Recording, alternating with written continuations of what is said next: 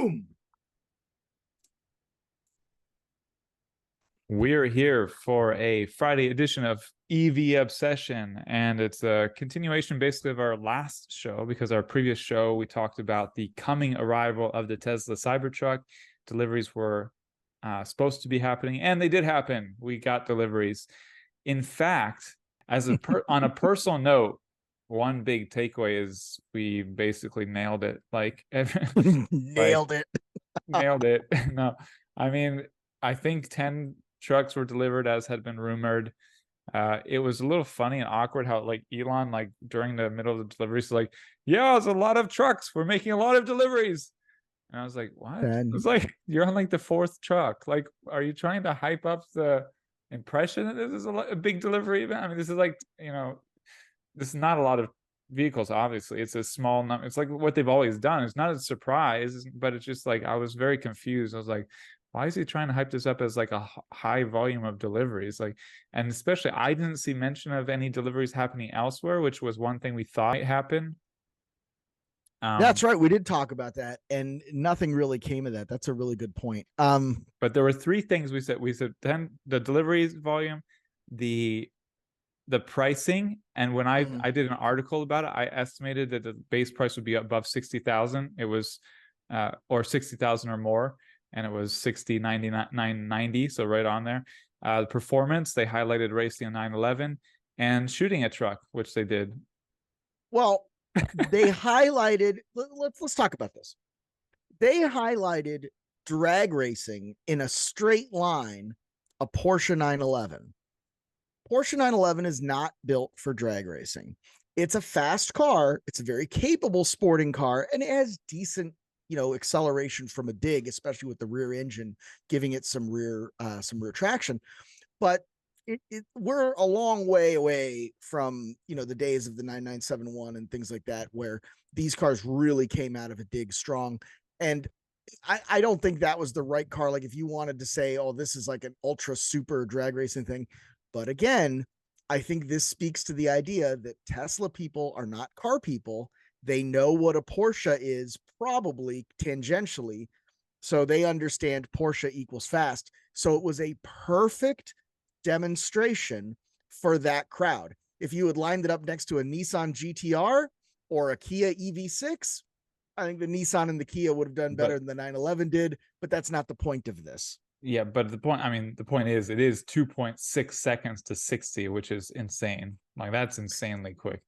Sure, but there's a long way to go from 60 to the end of the quarter mile. I mean, yeah, but that's mile maybe. I mean, that's what we expected from the truck. That would be very powerful, very fast. That would be highlighted at the event. The shooting it would be highlighted. Well, we didn't really talk about it being highlighted. We just talked about people doing it as soon as they got one, but then totally fed into it with the video they had and the talk of it. It was a central talking point, even though it's who really needs a bulletproof? Like he said, Al Capone would love this. Yeah, but I'm not Al Capone. I don't need a bulletproof truck.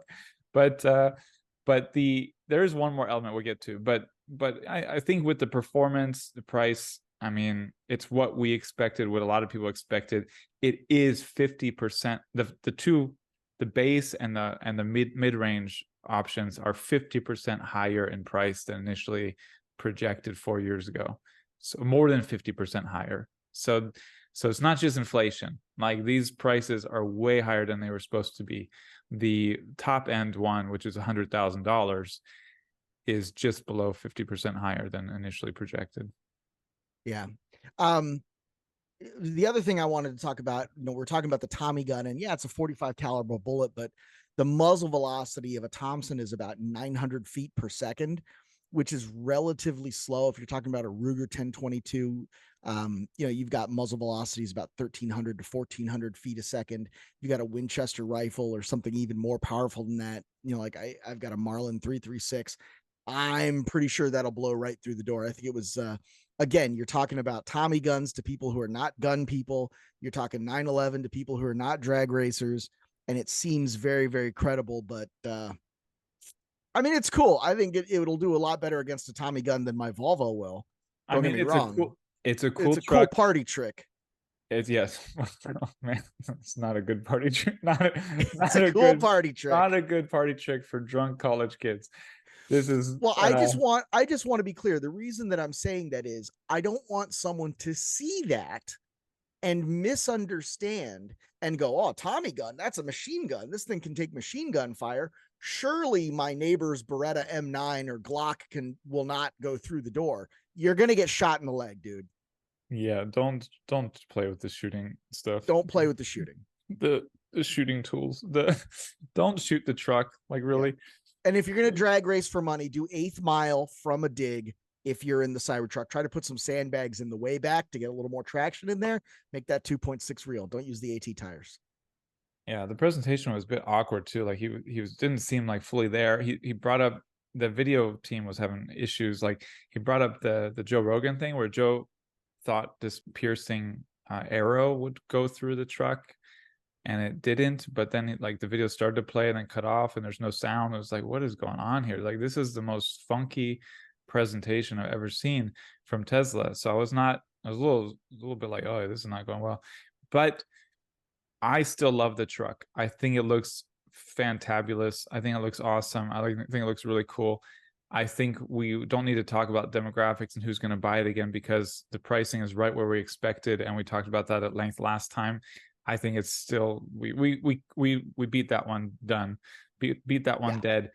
But the one thing that we talked about a little bit was the production ramp up, and I would come to that because that's sort of one of the big takeaways.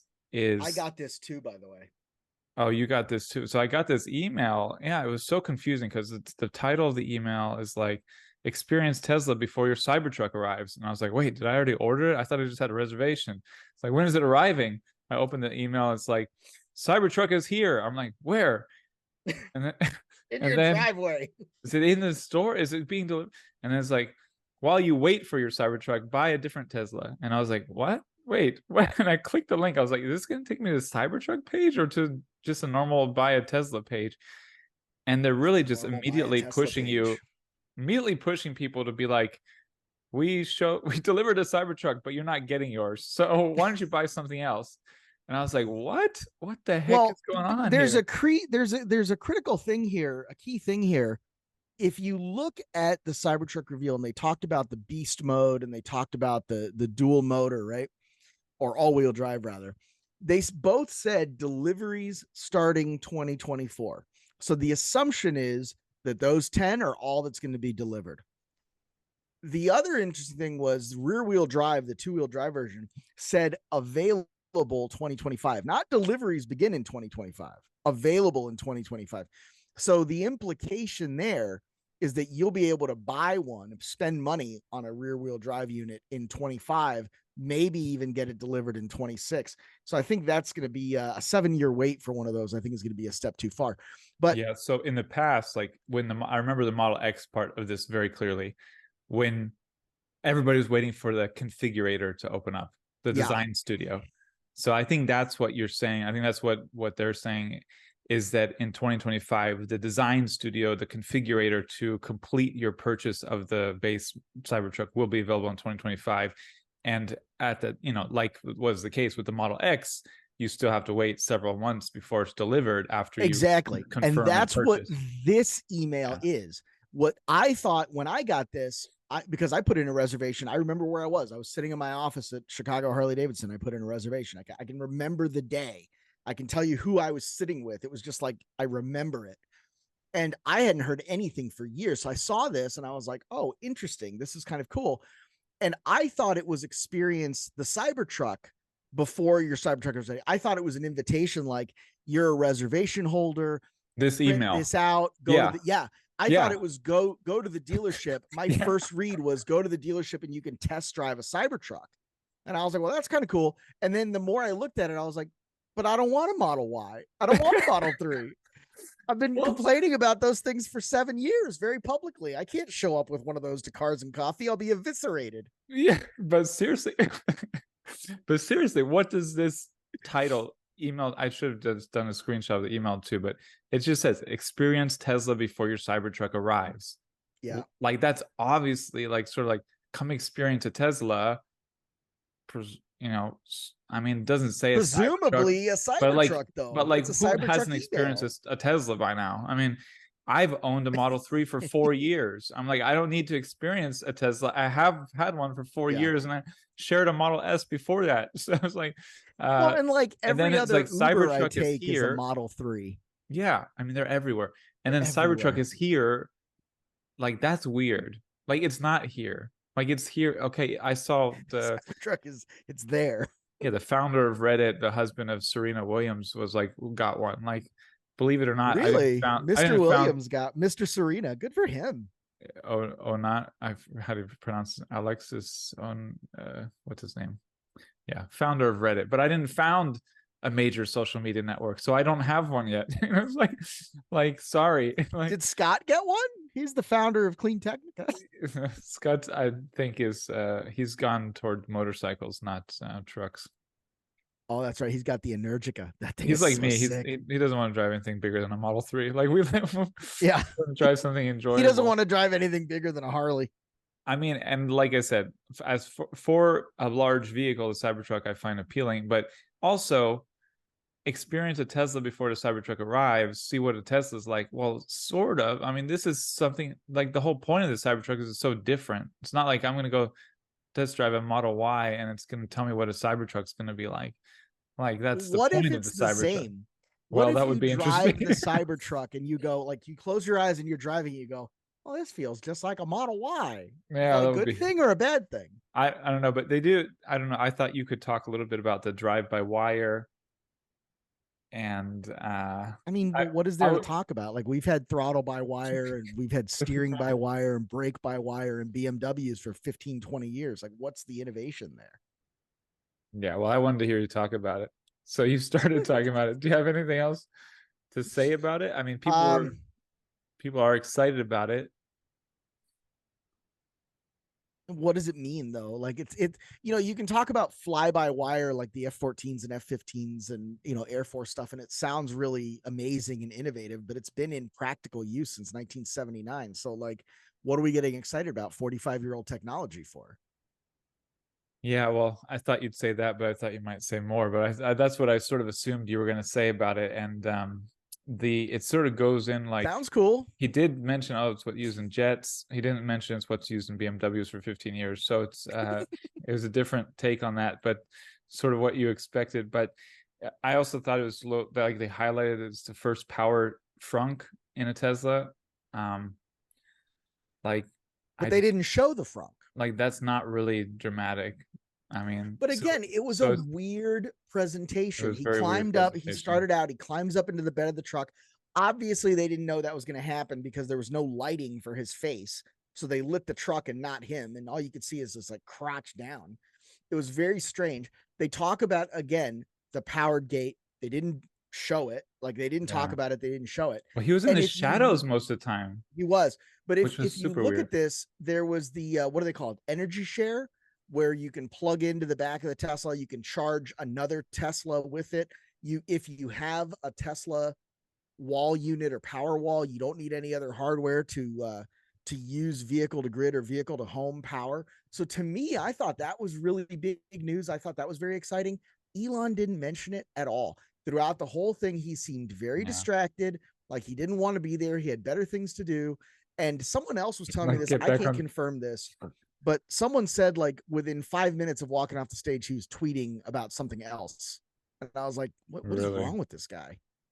Well, one, like, maybe they just don't have the Hollywood production team they had in California over there in Texas. Like, Texas just doesn't have the production crew. I don't know what the heck happened, but it was not the same level of presentation. I mean, they had always done these at Hawthorne Design Studio in LA. Yeah. And it was like they had their system down, and it seems like they tried to shoehorn the system into a different place that didn't work.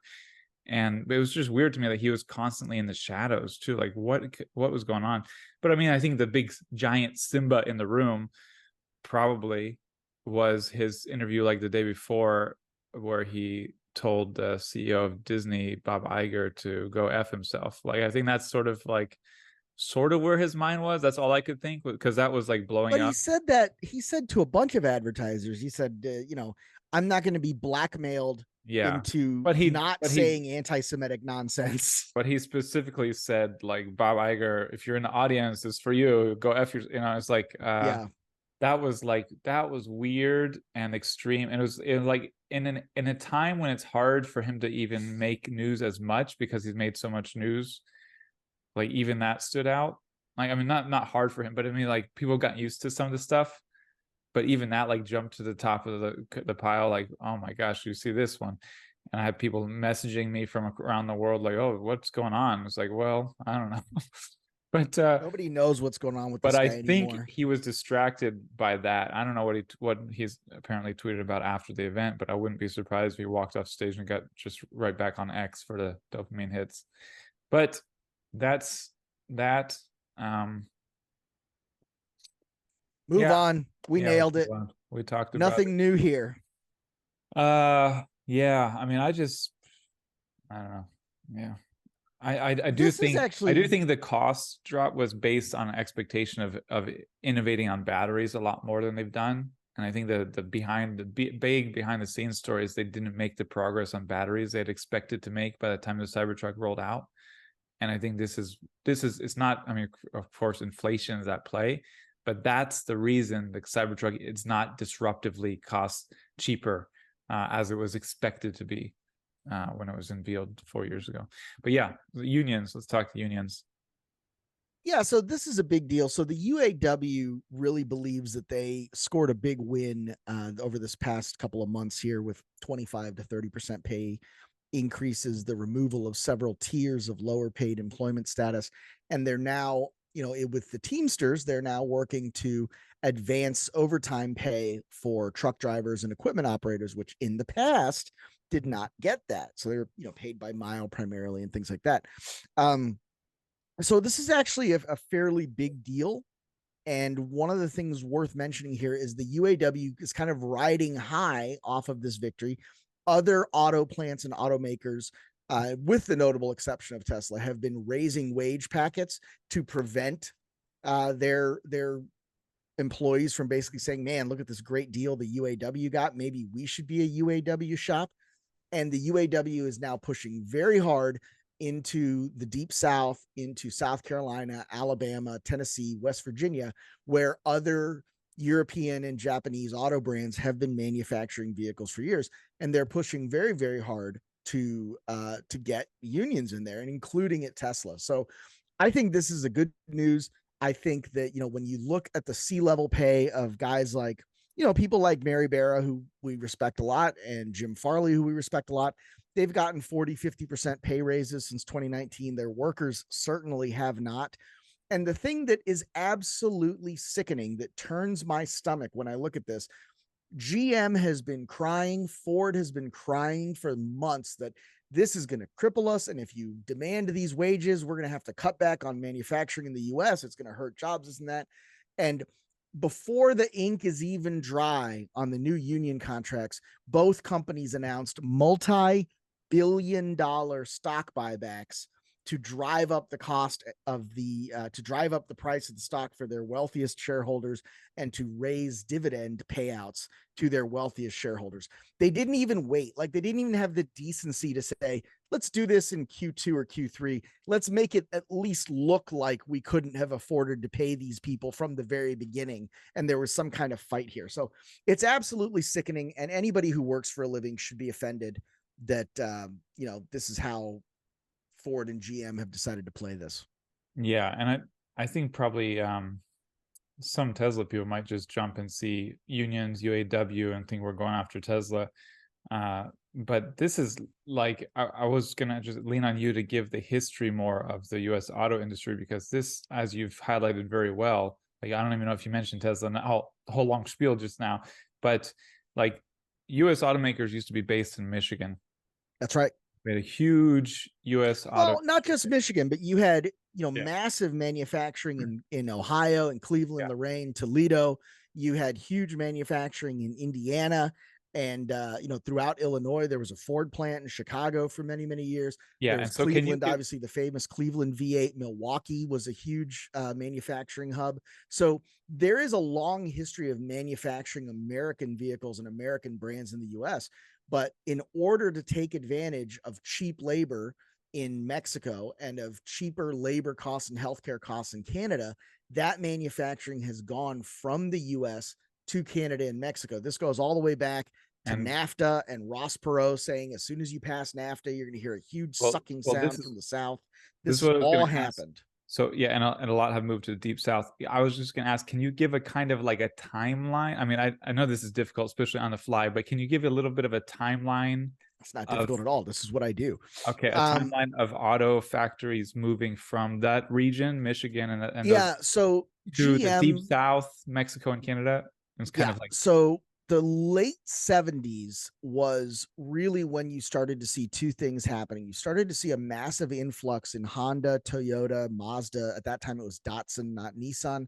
But you started to see that first raft of Japanese automakers coming into the US. And the US automakers needed to do something to stay competitive. And the first wave of that was platform engineering. This was, the days of Lee Iacocca and the first Chrysler bailout, where they started going from Cadillac and Pontiac and Chevrolet, each making and engineering their own vehicles. They started going to a platform design where they would design like the J body or the F body.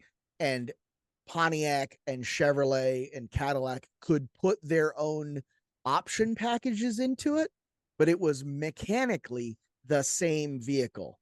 So prior to that, there was a difference between an Oldsmobile V8, a Buick V8, a Chevy V8. Now it's all a GM. At that time it was the 3800 and the 3100.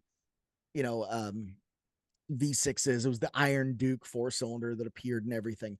So that was the transition to modular design, where you had many vehicles, and they called it badge engineering, that the difference between a Cadillac Cimarron and a Chevy Cavalier was the badge and what it came with, right? The Cadillac had power windows, cruise control, leather.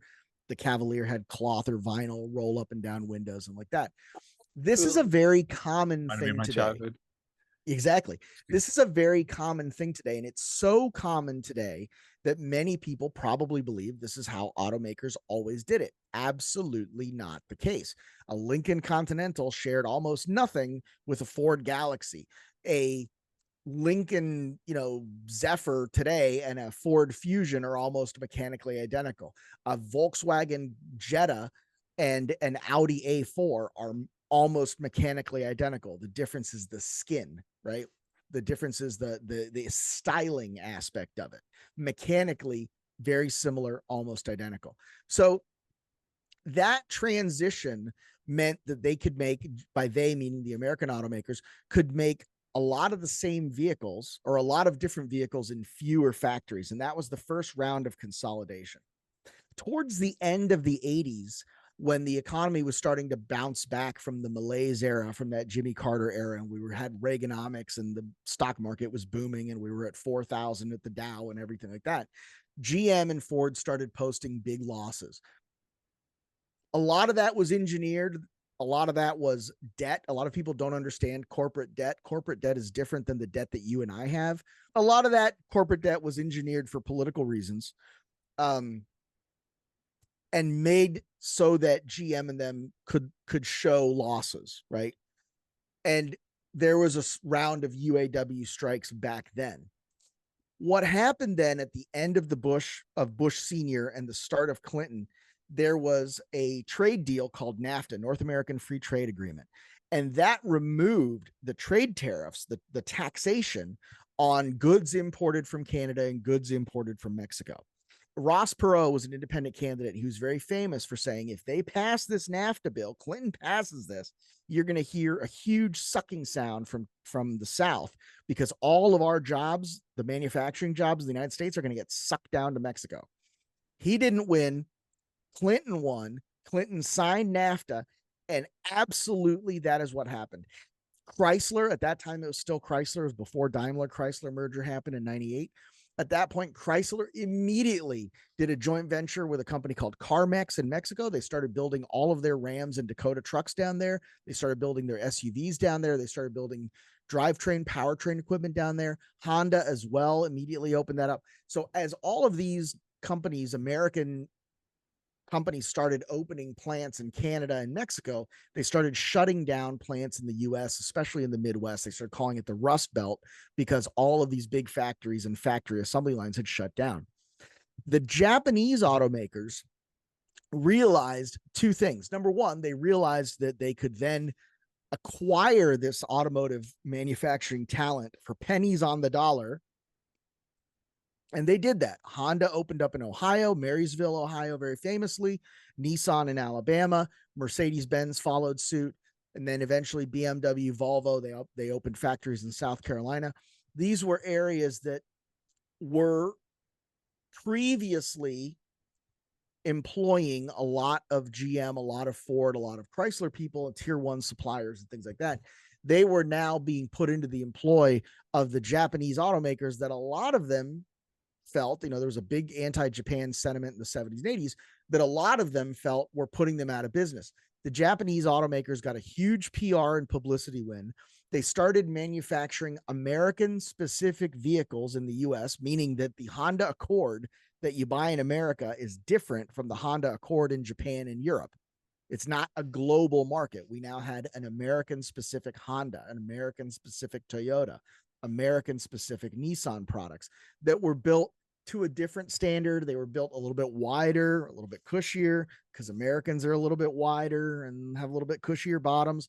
So this all happened there. Now, there's a lot of debate about whether or not it was the fact that they were able to offer employment and manufacture vehicles without the expense of union labor that made them hyper competitive, or whether it was a PR thing, or whether there were other advantages there. But now you have a situation where a lot of even these foreign manufacturers are now moving manufacturing into South America, Central America, moving manufacturing to China because they can import those goods back here. So this is kind of where all that history goes. And as this is all happening in these regions, I mean, that's exactly right. People are desperate for work. In Tennessee and Alabama and South Carolina. So of course they're not going to be like, yeah, we'll work for you if you let us unionize. Like, no, it's like, yeah, give me a job, please, thanks, I need money. Well, there's some of that, and then there's also the propaganda that says the reason, the manufacturers coming in, the billionaires coming in to start building this stuff, the first thing they say is, well, the union came in and that's when everybody left. Yeah, exactly. So there's a lot of anti-union propaganda that's very effective, especially if you're not a student of history. And let's be frank, unions are not perfect. The union leadership has not been close to perfect, but the point of the union is to fight for the workers and get them better pay and conditions. And that's what a union does, whether it's a corrupt system, like they've had plenty of corruption issues. It's still going to work for the workers and do stuff for the workers more than if you're just letting the C-suite decide how many breadcrumbs you get to eat for lunch. Well, this idea that the unions are somehow more corrupt than the C-suite is laughable. Go look at Dieselgate. Go look at all the emissions. Look at the bonus packages they get. Look at the bonus packages they get. This idea that, oh, well, back in the 70s or the 60s, the Teamsters were in league with the mob. You don't think Ford had mob contracts? Come on. Okay. Give me a break. So we got there. Grow up. And now, and in the past, like 2-3 decades, when there's new factories, they're often in the South, in Mexico and Canada. That's right. But what you're starting to see now is workers' rights and working conditions have been whittled away little by little to the point where now $50,000-$60,000 a year job in the Deep South no longer supports a family. It's not enough money to have somebody working in the factory and have the wife at home or the spouse at home. Let's be inclusive, to have the spouse at home taking care of the kids. You now have to have 2 jobs. It takes 2, but it used to take 1. So now this way of life is changing, and we've gotten so far from this place of having a good, stable factory job was enough to provide for your family, that the union is now very capable of coming in and saying, all right, are we done playing this game? Are we done continuing to give money to these people? Are you sick of paying $8 for a box of frosted mini wheats? Let's unionize and make some change happen. And I think they're going to be very successful here. The UAW has had a long decline, not necessarily because people don't support it. They've had a long decline because the American automakers, where the UAW had the strongest foothold, have been leaving and going to markets where there are no unions, or states that are, very high and very big on union busting, right? And they do things, it's like this right to life nonsense, right? Like, you can't argue that you're pro-life and say that, well, we want to help the baby be born, but then as soon as it's born, we don't give a damn. This is the same kind of thing with right to work. Yeah, you have a right to have a job. You don't have to be part of a union. They've made it illegal for a union to force you to be there, but no union ever forced you to be there in the first place. So calling it a right to work is nonsense. The people in the unions had jobs. That was the point of the union. Yeah. So this whole thing is very, very clever, very good propaganda. And I think that there's going to be a lot of positive gains by the union because of massive inflation, because of the rising cost of healthcare. It's so frustrating to be struggling to make ends meet. We're 3 weeks before Christmas, a holiday where people do a lot of spending. They spend a lot of money on travel. They spend a lot of money on gifts.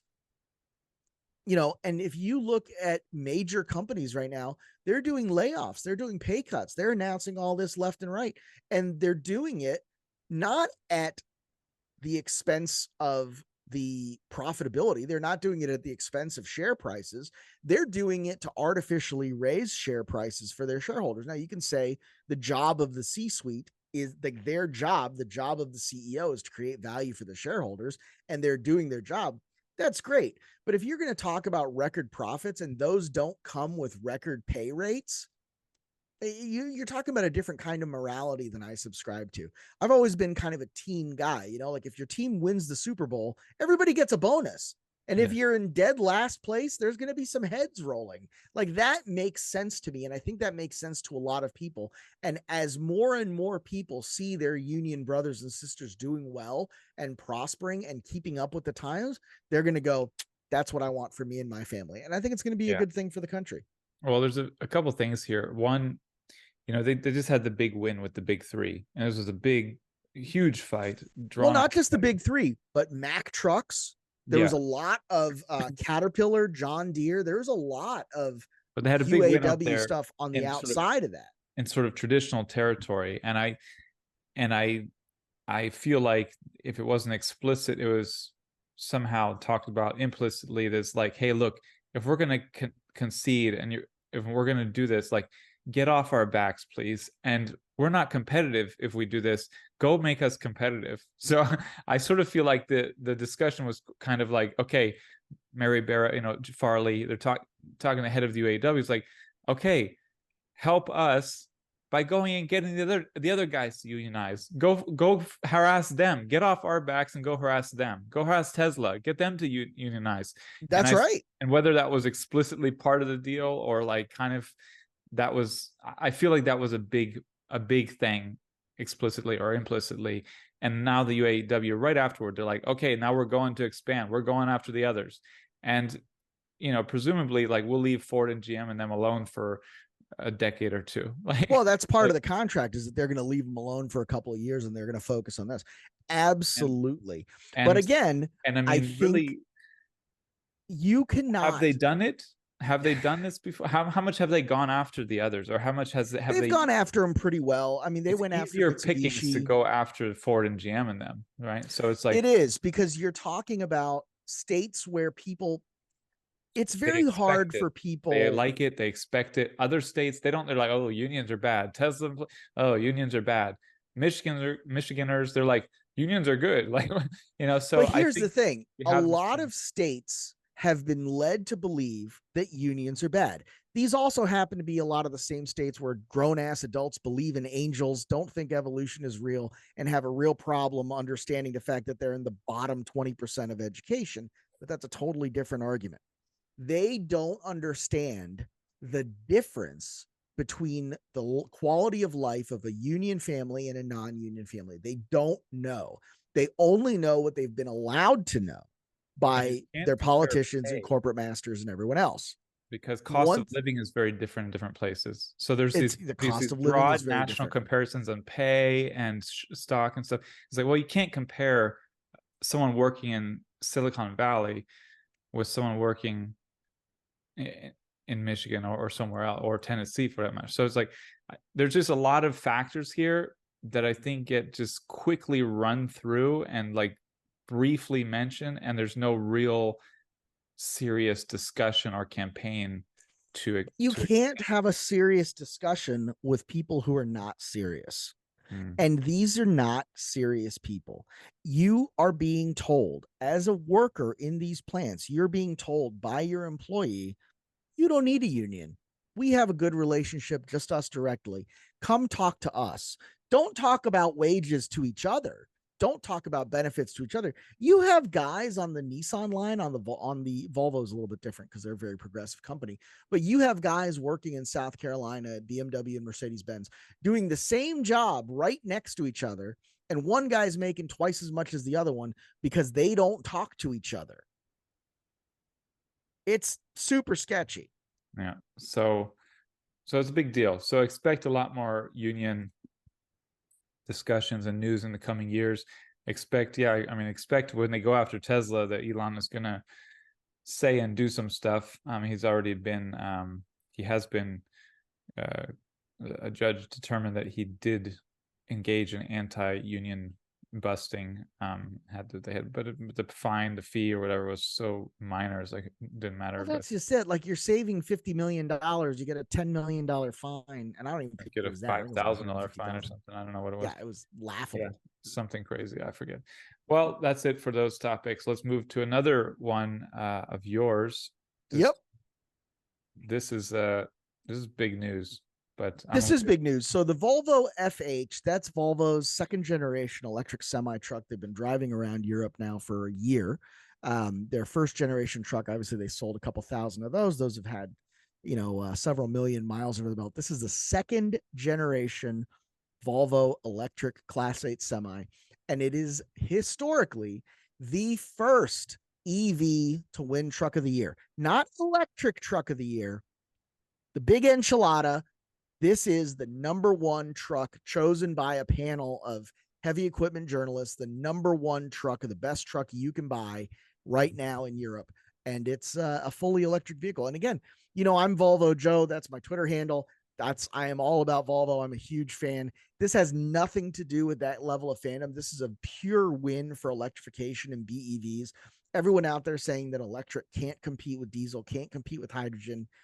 This FH electric Class 8 win is a big old middle finger to those guys.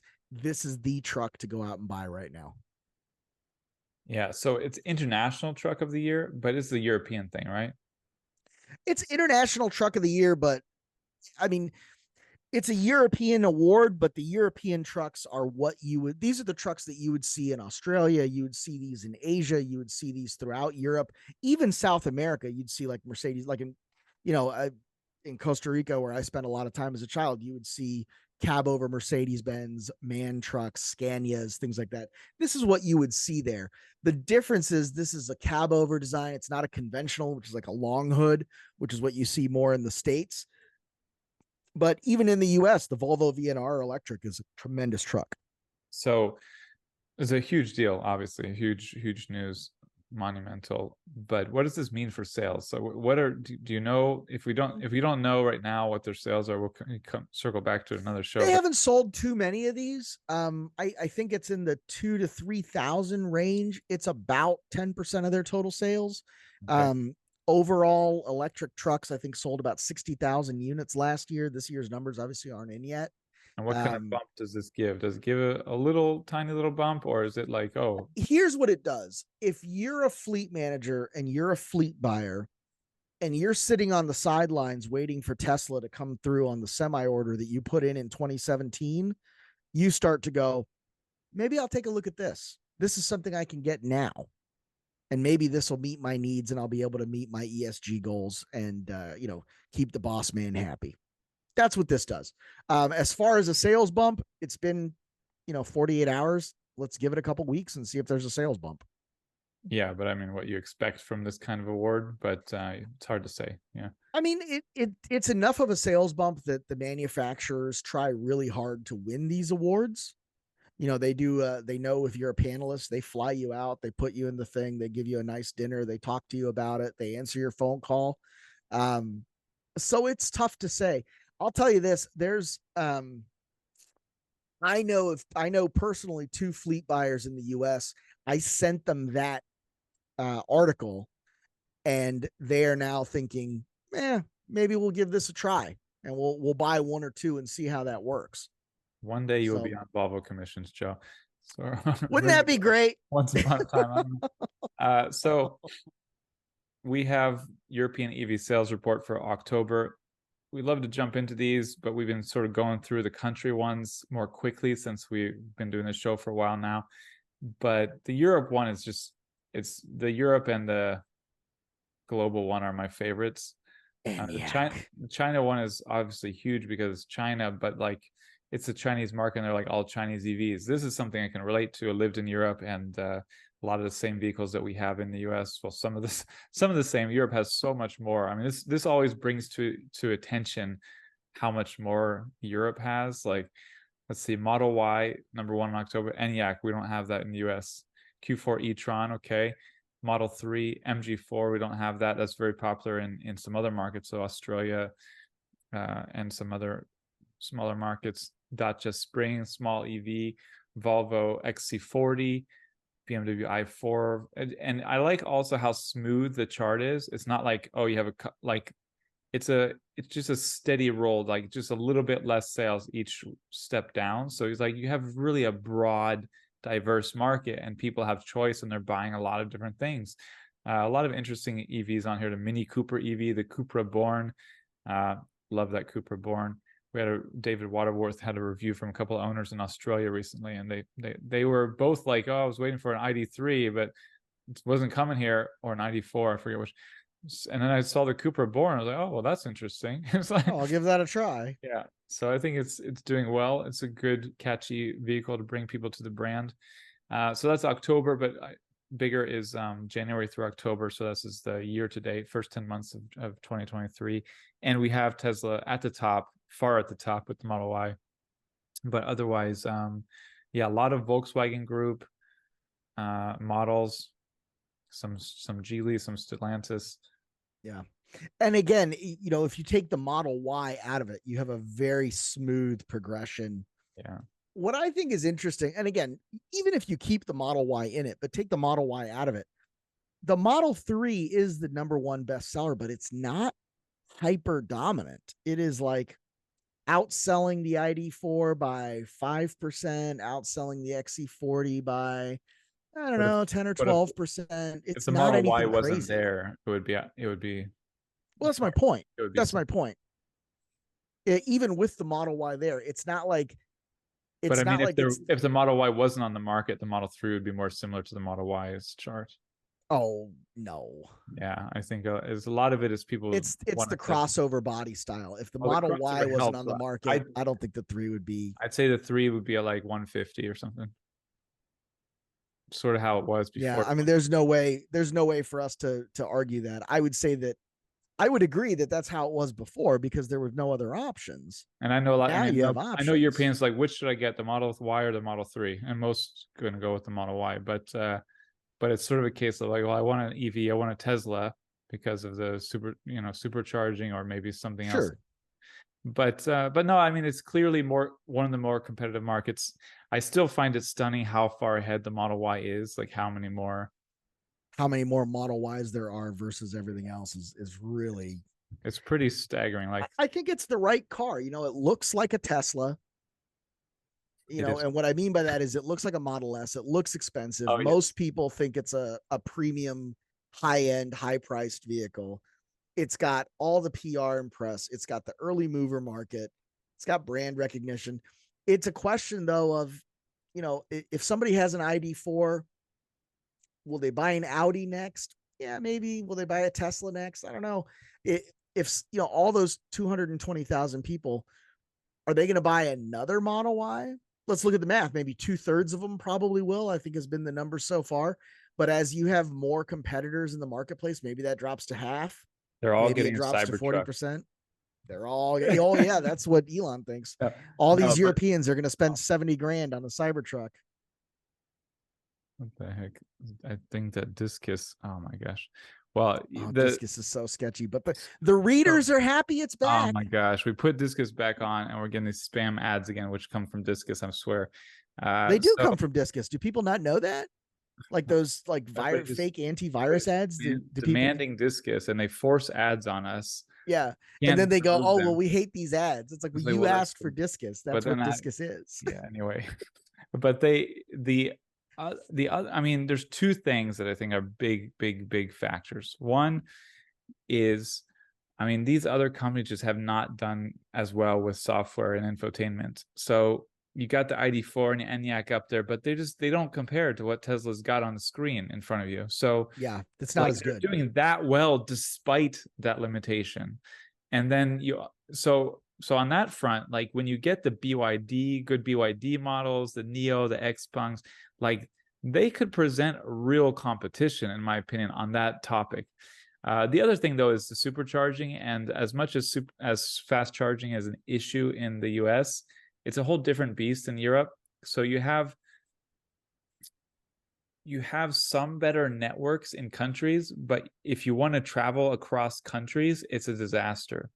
So there are options like plug surfing where you can like link, but it's still, if you're going through multiple countries, it is not a dream scenario to be having to fast charge. And Tesla just makes it easy. Again, every country you go to is going to have a supercharger, and it's going to have superchargers, and it's going to be easy to use them. It's the easiest system. So I think Tesla still wins a lot of customers with those two things. One, they might get more competition if Europe lets the Chinese in. Like, they're sort of letting them in, but they're like sort of like shutting the door on them. Like, or if they just get much better with their own software and infotainment, but I don't see that happening anytime soon. And then the fast charging. So yeah. I don't know. Tesla's going to sit at the top of the pile for a while. I don't think, as Jose keeps saying, this has got to be peak Model Y. Like, you can't be this expensive a vehicle and sell more than this. Like 2024, 2025, don't expect it to keep growing in sales. It's going to grow by 50% year over year. It's going to be 50% more than this next year, then 50% more than that the year after. It's going to compound until we're selling 1 billion of these an hour because there's infinite demand for Teslas. And they're all going to be profitable because they're going to work as robo-taxis while you sleep. I just noticed the EV6 down there, 20. I love the EV6. It's a great car. There's no Hyundai Ioniq 5 here. I don't think they sell it there. Oh, really? Because you would think that would be very popular in Europe. That's like for me, a better competitor to the ID4. I agree. I got to tell you, as I look at this, there's one vehicle that I look at that I go, man, it's going to take a big bite out of a lot of these competitors, is going to be the XC30 Volvo, the little one. Yeah, no, there's $35,000, fast as you know what, very simple interior, very good looking vehicle. Our Kyle Field drove it. He loves it. Has got nothing but rave reviews for it. I think that's going to be a tremendous vehicle. And I think that's going to take a big hit out of, I think fairly it's going to take a big hit out of the XC40, but I think it's also going to take some customers from the ID4, from the ID3, going to take some customers from the Ford Kuga for sure. I think that's going to be a hot selling car. That Ford Kuga plug-in hybrid. It's done even better than that in the past, but it's funny there. So the brands, so as far as brands go, Tesla leads the pack. Mm-hmm. So even with all the extra models BMW, Volkswagen, Mercedes have, they're far below Tesla. If you look at group sales, that's where Volkswagen Group finally wins. That's where Stellantis gets the silver and Tesla is in third. But yeah, I think, I don't know, how do you prefer looking at it, group or brand? I mean, this obviously goes back to the UAW conversation. If you look at the group, right? Because whether you call it an ID4, a Q4, whatever it is, we're talking, in many cases, we're talking about the same vehicle, right? Whether it's the Polestar or the Volvo, we're talking in many cases about a very similar production line coming off the same factory. So it's hard to say. I like That's looking at not quite the group. same with Stellantis, is it? I mean, Oh yeah, you'll have a ton of shared architecture it's the same across the level of shared. brands. Yeah, you'll have 3 or 4 shared platforms that'll, 3 or 4 platforms in 2025 models, right? And Tesla doesn't do that yet. We'll see. But You're group. right. Yeah, it's a group. Yeah. I mean, it depends for me. I don't know. I like seeing them both, so it's good. But that's that for Europe. And the last story is Connecticut is softening its ambitious EV mandate, only selling EVs by 2035. So it's a loss for the EV industry. I am curious your take on it. I haven't. Well, I it's don't. funny. I didn't see Jennifer's article on this. I wrote this a couple days ago. Oh, you also wrote about this? I also wrote about this. Yeah, I didn't. I that's just. funny. I I didn't probably see saw them hers. both and thought it was the same piece. And then for the show, I was like, Well, mine was because so Jennifer, the way that we do this a little bit at Clean Technica is we write about different segments. So Jennifer focused on the passenger car segment, and I wrote this up as a medium and heavy duty truck segment. oh yeah. So I wrote this as like, hey, there's a diesel ban coming into effect for 2035. They've now backed off of that. I don't really think this is an issue. I think that the initial feeling is, oh man, this is a loss. This is a step backward for climate and for emissions reductions.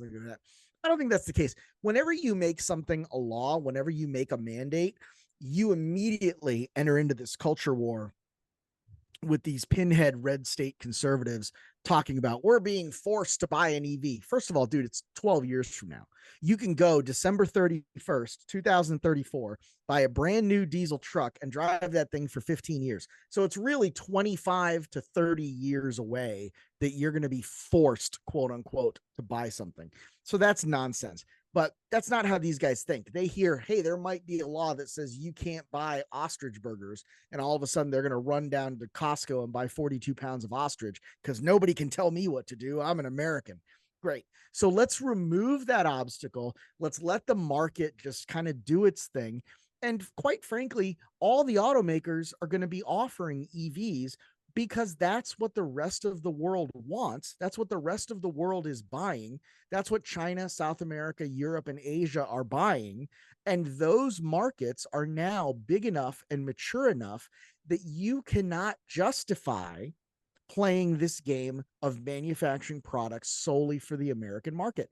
We're just not the big dogs at the table anymore. Time was in the 80s. If you grew up in the 70s and 80s, there were whole companies that only sold in the US, and the North American market was more important than the rest of the global markets combined. That's just not the case anymore. The rest of the world has caught up. In some cases, the rest of the world has gone Well, way past us, I mean, and we are falling behind. now the important market is China, and we're That's second right. or third tier in the EV world. We're third tier behind We're China. third tier. Well, we're third tier behind Europe as well. And the Yeah, reality is, China, Europe, US. Yeah, yeah, China, there's Singapore, there's Japan, there's, Southeast Asia where there are billions of people. India is rapidly becoming a market force in the automotive world. This is all stuff that diminishes America's role in this.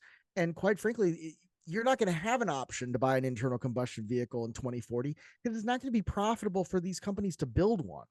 so my first thought, just looking at the headlines, was like, oh, maybe this is part of or related to that whole anti-EV push we've been talking about. We talked about the YouTube videos are like clearly targeted at pushing down the EV transition narrative.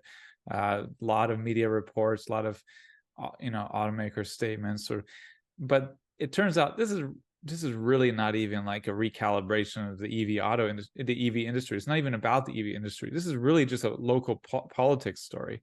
So this is a case of story, yeah. the governor had a plan. He put it out there. It became clear that the state legislature wasn't going to approve it. The vote was coming up the next day. The governor pulled the plan so he could rework it into something that the legislature would approve. So it's not like the governor's backing down, backing off, scaling back.